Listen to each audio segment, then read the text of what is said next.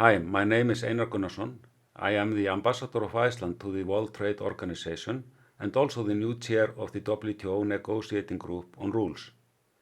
This is the body that is responsible for the negotiations to end unsustainable and harmful fisheries subsidies.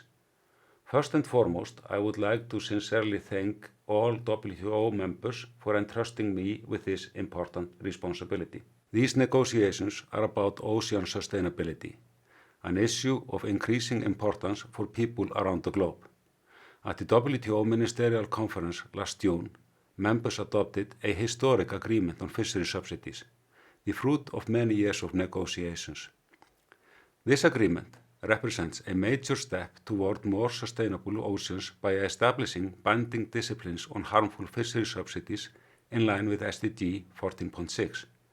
To reap the potential benefits of the agreement, members must now prioritize ratification through their domestic processes. I'm happy to announce that 2 members, Switzerland and Singapore, have already ratified, and many more members are working hard to do so.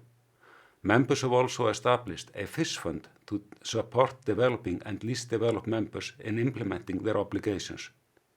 Japan just made first contribution, and others have pledged as well. While the agreement last June was historic, some negotiating topics were not able to be agreed at that time. So WTO members are now intensively engaging in the negotiating group on a second wave of negotiations to establish additional fishery subsidies disciplines on those unresolved issues. Members set a deadline for completing the second wave next February at the WTO's 13th Ministerial Conference. I'm very much aware that the world is counting on us to deliver. To this end, earlier this month, I consulted with members on the basis for starting this new phase of work and on how best to organize the discussions going forward. Today, I shared my takeaways with the whole negotiating group. First, I was very much encouraged by the positive tone of the discussions, with all delegations indicating a strong commitment to meet our mandate.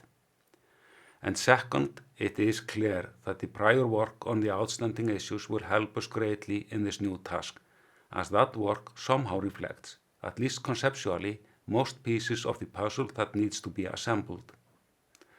As an initial step on the road, we will first focus on reviewing and discussing the outstanding issues at a conceptual level, rather than immediately discussing specific legal drafting.